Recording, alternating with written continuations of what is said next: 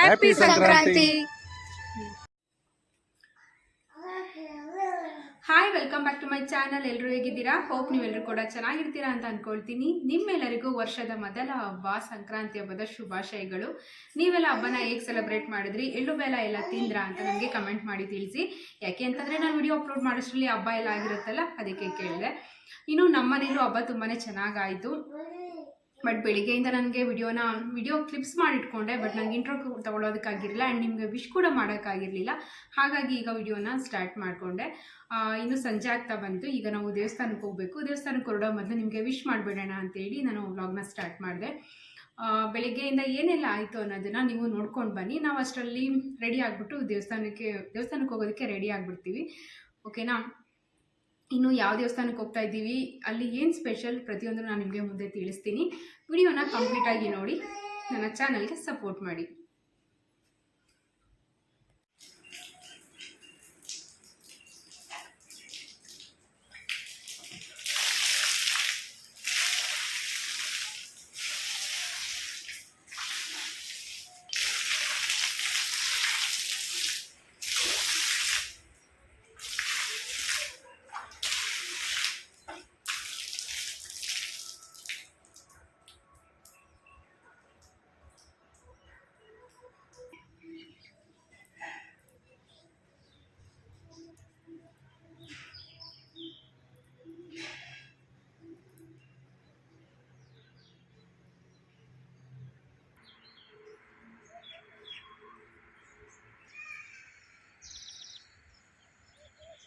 ಹಬ್ಬದ ಹಿಂದಿನ ದಿನವೇ ಆದಷ್ಟು ಎಲ್ಲ ಕೆಲಸಗಳ್ನ ಮಾಡಿ ಮುಗಿಸ್ಕೊಂಡಿದ್ರಿಂದ ಹಬ್ಬದ ದಿನ ಏನು ಅಷ್ಟೊಂದು ಕೆಲಸ ಇರಲಿಲ್ಲ. ಟೆನ್ಷನ್ ಕೂಡ ಇರಲಿಲ್ಲ. ಬೇಗ ಎದ್ದೇಳಬೇಕು, ಕೆಲಸ ಮುಗಿಸ್ಕೊಳ್ಬೇಕು ಅಂತ ಸ್ವಲ್ಪ ತಡವಾಗೇ ಎದ್ದಿದ್ದು.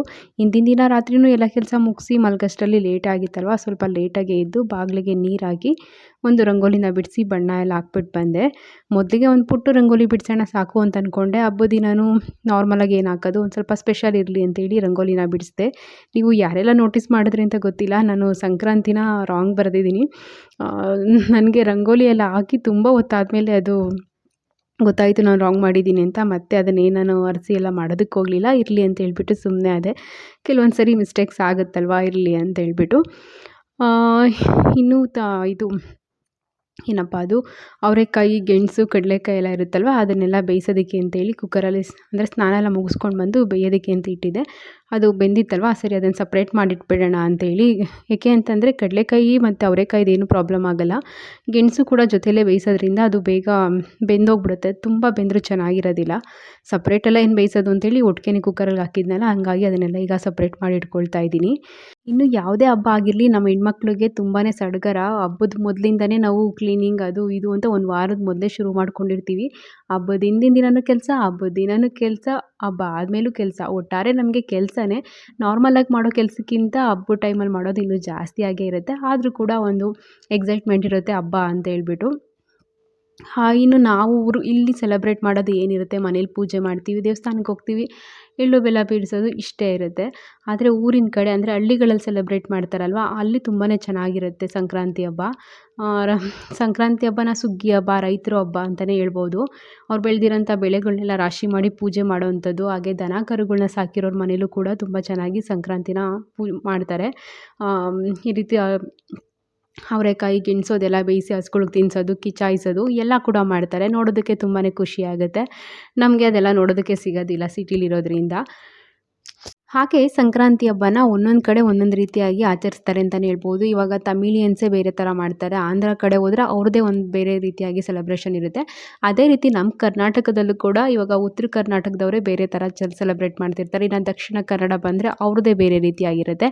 ನೀವು ನಿಮ್ಮ ಮನೇಲಿ ಯಾವ ರೀತಿಯಾಗಿ ಮಾಡ್ತೀರಾ, ಏನೆಲ್ಲ ಅಡುಗೆ ಮಾಡ್ತೀರಾ, ಹೇಗೆ ಸೆಲೆಬ್ರೇಟ್ ಮಾಡ್ತೀರಾ ಅಂತ ನಿಮಗೆ ಇಂಟ್ರೆಸ್ಟ್ ಇದ್ದರೆ ನನಗೆ ಕಮೆಂಟ್ ಮಾಡಿ ತಿಳಿಸಿ. ನನಗೂ ಅದನ್ನು ತಿಳ್ಕೊಳ್ಳೋದಕ್ಕೆ ಕ್ಯೂರಿಯಾಸಿಟಿ ಇದೆ. ಇದಾದಮೇಲೆ ನಾನೀಗ ಇಲ್ಲಿ ಪೂಜೆ ಮಾಡ್ಕೊಳ್ಳೋದಕ್ಕೆ ಅಂತೇಳಿ ರೆಡಿ ಮಾಡೋದಕ್ಕೆ ಅಂತ ಬಂದೆ. ಶುರುವಾಯಿತು ನೋಡಿ ನನ್ನ ಮಗಳ ಕಿತಾಪತಿ. ಅವಳದಂತೂ ಬೇರೆ ಯಾವ ಕೆಲಸದಲ್ಲೂ ನನಗೆ ಅಷ್ಟು ಟಾರ್ಚರ್ ಅನಿಸಲ್ಲ. ಪೂಜೆ ಮಾಡೋದಕ್ಕೆ ಬಂದರೆ ಅವಳಲ್ಲಿ ಹಾಜರಿರ್ತಾಳೆ. ಅಲ್ಲಿ ಅವಳನ್ನು ಕಂಟ್ರೋಲ್ ಮಾಡೋದಿದೆಯಲ್ಲ, ಅದು ನೆಕ್ಸ್ಟ್ ಲೆವೆಲ್ ಅಂತಲೇ ಹೇಳ್ಬೋದು. ಸೊ ಏನು ಮಾಡ್ತಾಳೆ ಅಂತ ಹಾಗೆ ಒಂದು ಕ್ಲಿಪ್ನ ಆ್ಯಡ್ ಮಾಡ್ತೀನಿ, ನೋಡ್ಕೊಂಡು ಬನ್ನಿ. ಅಣ್ಣ ಏನೋ ಕೊಡ್ತಾನಂತೆ, ಹೋಗಿ ತಗೊಂಬೋ. ಅಣ್ಣ ಏನೋ ಕೊಡ್ತಾನಂತೆ ಮಾಡಿದ್ರೆ ನಾನು ಏನು ಪೂಜೆ ಮಾಡ್ಲಪ್ಪ. ಈಗ ನೀವು ತನೀಶು ಇವ್ನು ಆಚೆ ಕರ್ಕೊಂಡು ಹೋಗ್ಬಿಟ್ಟಿರೋ ಬಟ್ಟೆ ಹಾಕೊಂಡು.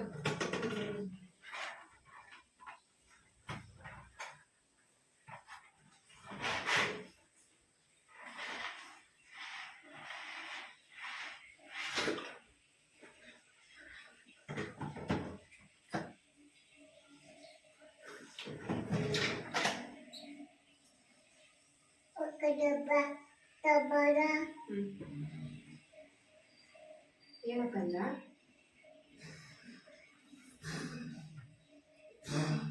ಮಾಮಿ ಕಾಪಾಡಪ್ಪ, ಮಾಮಿ ಕಾಪಾಡು ತಂದೆ, ಎಲ್ರಿಗೂ ಒಳ್ಳೇದು ಮಾಡು ತಂದೆ.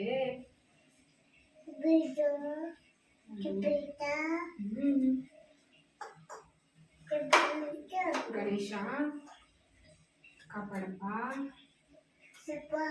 ಎಲ್ರಿಗೂ ಒಳ್ಳೇದು ಮಾಡು ತಂದೆ. ಹೇಳು ಗಣೇಶ ಎಲ್ರಿಗೂ ಒಳ್ಳೇದು ಮಾಡು ತಂದೆ.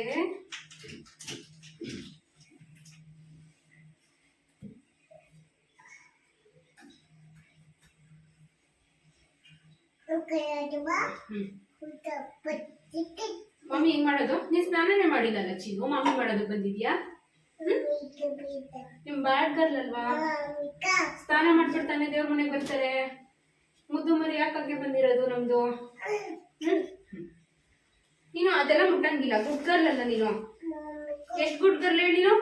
ತೋರ್ಸು ಪಾಪು, ಎಷ್ಟು ಗುಡ್ ಗರ್ಲ್ ತೋರ್ಸಪ್ಪ.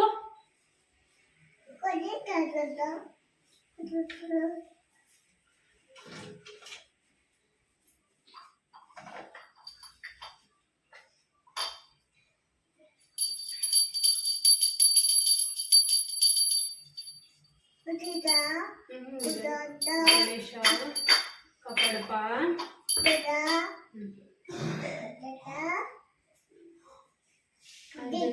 ಮಾರುತಿ ಎಲ್ರಿಗೂ ಒಳ್ಳೇದು ಮಾಡು ತಂದೆ.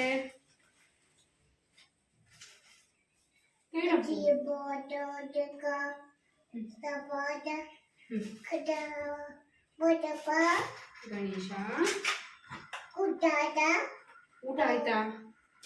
ಏನ್ ಮಾಡಿಟ್ಟಿದ್ಯಪ್ಪ ಮಾಮಿ? ಊಟ ಆಯ್ತಾ ಅಂತಿದ್ಯಾ? ಊಟ ಆಯ್ತಾ ಅನ್ಬಾರ್ದು, ಕಾಪಾಡಪ್ಪ ಅಂತ ಕೇಳ್ಬೇಕು. ಊಟ ಕೊಡು, ಒಳ್ಳೆ ಆರೋಗ್ಯ ಕೊಡು, ವಿದ್ಯೆ ಕೊಡು, ಏನಂತ ಕೇಳ್ಬೇಕು ಮಾಮಿ ಹತ್ರ? ಒಳ್ಳೆ ಆರೋಗ್ಯ ಕೊಡು, ವಿದ್ಯೆ ಬುದ್ಧಿ ಕೊಡು. ದೇವ್ರು ಮುಟ್ಬಾರ್ದು, ಮಾಮಿ ಮುಟ್ಬಾರ್ದು. ನಿಂಗೆ ಮುಟ್ಗಲ್ಲಲ್ವಾ, ಮಾಮಿ ಮುಟ್ಟಂಗಿಲ್ಲ. ಅಲ್ಲಿ ಅಣ್ಣ ಏನೋ ಕೊಡ್ತಾನಂತೆ, ತಗೊಂಡ ಚಿನ್ನು. ಇಲ್ಲಿ ಗಣೇಶ ಮಾಮಿ ಕೂಚು. ಮಮ್ಮಿ ಮಾಡಿ, ನೀನು ಮಮ್ಮಿ ಮಾಡಿ, ತಗೋ ಹೂವ ತಗೋ, ಮಮ್ಮಿ ಮಾಡು ಮಗನೆ, ತಗೋ ಕೂಚು. ಬಾ ಕೂಚು, ಮಮ್ಮಿ ಮಾಡಿ ಗಣೇಶನಿಗೆ. ಗಣೇಶ ಅಮ್ಮ ಕಾಪಾಡು ತಂದೆ. ಕ್ವಾಲಿಟಿ ಹಾಕ್ಬಿಡ್ರ ಅನ್ಸುತ್ತೆ. ಕ್ವಾಲಿಟಿ ಚೆನ್ನಾಗಿ ಬಂದಿಲ್ಲ ನೋಡಿ, ಚೆಕ್ ಮಾಡು. ಗುಳೆ ಹಂಗಾಗೈತಾ? ನೋಡ್ತೇನೆ, ಸರಿ ಮಾಡ್ಬಿಟ್ಟಿಡು, ಬರಂಗಿಲ್ಲ. ಪೂಜೆಗೆಲ್ಲ ರೆಡಿ ಮಾಡಿಬಿಟ್ಟು ಈಗ ನಾನು ಇಲ್ಲಿ ತಿಂಡಿನ ರೆಡಿ ಮಾಡಿಕೊಂಡೆ. ಎಲ್ಲರ ಮನೇಲೂ ಮಾಡೋ ಹಾಗೆ ನಮ್ಮ ಮನೇಲೂ ಕೂಡ ಖಾರ ಪೊಂಗಲ್, ಸ್ವೀಟ್ ಪೊಂಗಲ್ನ ಮಾಡಿದೆ.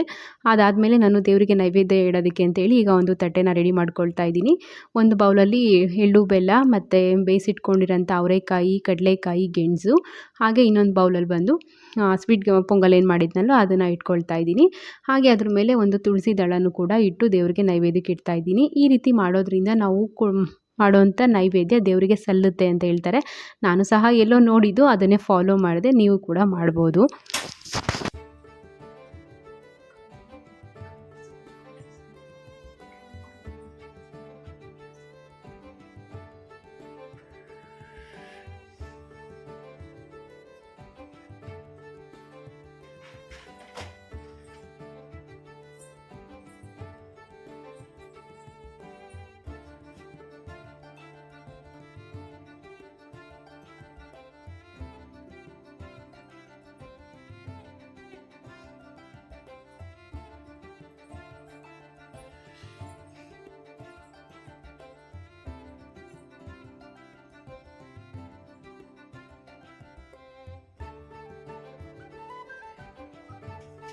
ನಾನು ಮಾಡ್ಬೇಕು ಇದಮ್ಮ ಕೈ ಮುಗಿ ಪಾಪು ಚಾಮಿ ಮಮ್ಮಿ ಕಪಡಪ್ಪ ಕಪಾಡಪ್ಪ ಮಾಡಪ್ಪ. ಕೇಳು ಮಮ್ಮಿ ಕಪಾಡಪ್ಪ ಗಣೇಶ. ಮಮ್ಮಿ ಕಪ್ಪದಪ್ಪ ಮಾದು ಮಾದು ಚಿಕ್ಕನ್ ಬರಪ್ಪ ನೀನು ಸರಿ ಕುತ್ಕೊಳ್ಳೋ ಕುತ್ಕೊಳ್ಳೋ ಕಾಣ್ತಾನೆ ಇಷ್ಟು. ಪಾಪ ಕೂತ್ಕೊಂಡು ನೀನು ನೋಡಿ ಕೂತಿಲ್ಲ. ಪಾಪ ನಿನ್ನಿಂದ ಗೊತ್ತಿಲ್ಲ. ಅದು ನೋಡ್ತಾ ಅದೇ ಏನ್ ಮಾಡೋದು ಎಳೆಯದ ಏನ್ ಮಾಡಲಿ ಇಲ್ಲ.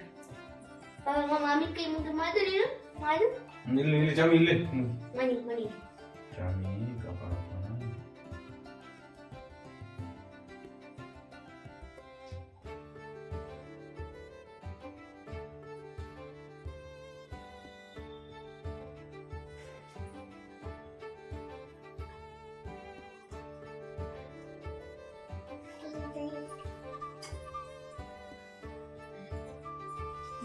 ಇದೈತೆ ಮಂಗಳಾರತಿ. ಕಾಯಿ ಹೊಡೆದು ಮಂಗಳಾರತಿ ಮಾಡ್ಬೇಕಾನೆ. ಅಮ್ಮ ಅಮ್ಮ ಹುಷಾರು, ಪಾಪು ದೀಪ ಹತ್ರ ಹೋಗ್ಬಿಟ್ಟಾಳು. ನೀನು ಈ ಕಡೆ ಬಾ. ಕೈ ಮುಗಿ ಚಿನ್ನು, ಕೈ ಮುಗಿ.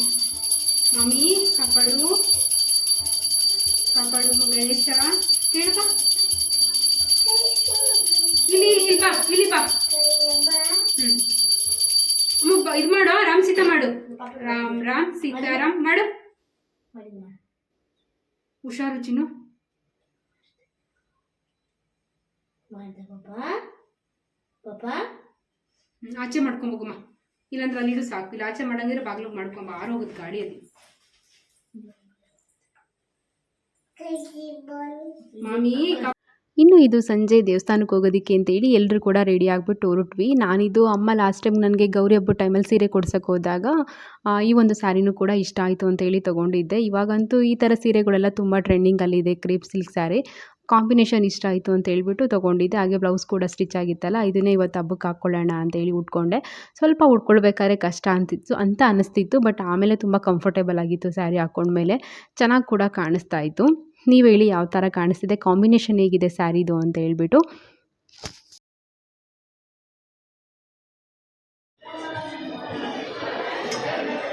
ನಡೀರಿ ಹೋಗೋಣ.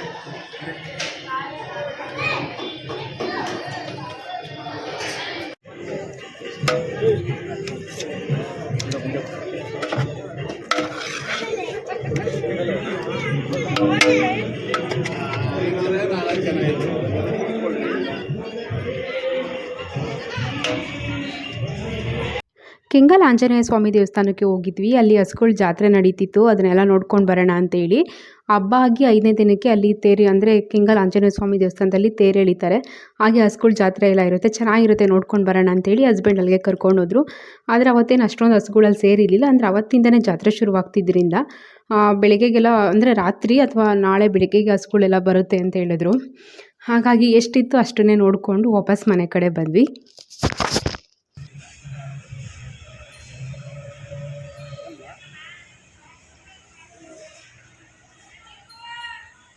ಕುತ್ಕೋ ತನಿಷು, ಇದೆಲ್ಲ ನಿಮ್ದೇನಾ?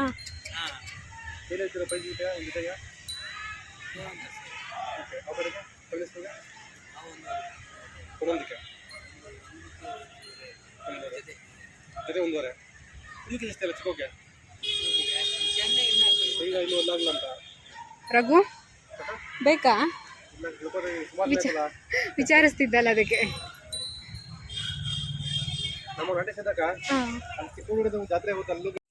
ದೇವಸ್ಥಾನದಿಂದ ಬಂದು ಪಾಪು ಕೈಲಿ ಎಳ್ಳು ಬೆಲ್ಲ ಎಲ್ಲ ಬೀರಿಸಿದಾಯಿತು. ಫಸ್ಟ್ ಟೈಮ್ ಪಾಪು ಈ ರೀತಿ ಎಳ್ಳು ಬೆಲ್ಲ ಕೊಟ್ಟಿದ್ದು. ಮೊದಲೆಲ್ಲ ಅಂತಂದರೆ ನಾನೇ ಎಳ್ಳು ಬೆಲ್ಲ ಕೊಡ್ತಾ ಇದ್ದೆ. ಈಗ ಪುಟಾಣಿ ಇರೋದ್ರಿಂದ ಅವಳು ಎಳ್ಳು ಬೆಲ್ಲ ಕೊಟ್ಕೊಂಡು ಬಂದು ಅದನ್ನೆಲ್ಲ ಏನು ವಿಡಿಯೋ ಮಾಡೋದಕ್ಕೆ ಹೋಗಿಲ್ಲ, ಒಂದು 2-3 ಮನೆಗೆ ಅಷ್ಟೇ ಕೊಟ್ಟಿದ್ದು. ಹಾಗಾಗಿ ಇನ್ನು ಈಗ ನಾನು ನೈಟ್ ಡಿನ್ನರ್ಗೆ ಅಂತೇಳಿ ರೆಡಿ ಮಾಡ್ತಾಯಿದ್ದೆ. ಬೆಳಗ್ಗೆ ಖಾರ ಪೊಂಗಲ್, ಸ್ವೀಟ್ ಪೊಂಗಲ್ ಮತ್ತು ಅವರೆಕಾಯಿ ಇದೆಲ್ಲ ಬೇಯಿಸಿದ್ದಿತ್ತಲ್ಲ, ಅದೇ ಮಧ್ಯಾಹ್ನಕ್ಕಾಯಿತು. ಹಾಗಾಗಿ ಮಧ್ಯಾಹ್ನ ಏನು ಮಾಡೋದಕ್ಕೆ ಹೋಗಿರಲಿಲ್ಲ. ಈಗ ನೈಟ್ ಡಿನ್ನರ್ಗೆ ಇದ್ಕಿದವರೆ ಬೇಳೆ ಸಾರು ಮಾಡೋಣ ಅಂತೇಳಿ. ಸೊ ಈ ಒಂದು ಇದ್ಕಿದವರೆ ಬೇಳೆ ಸಾರು ಅಂತ ಒಂಥರ ಮ್ಯಾಂಡೇಟರಿ ಅಂತಲೇ ಹೇಳ್ಬೋದು. ಸಂಕ್ರಾಂತಿ ಹಬ್ಬದಲ್ಲಿ ಎಲ್ಲರ ಮನೆಗೂ ಕಾಮನಾಗಿ ಮಾಡೋ ಅಂಥದ್ದು.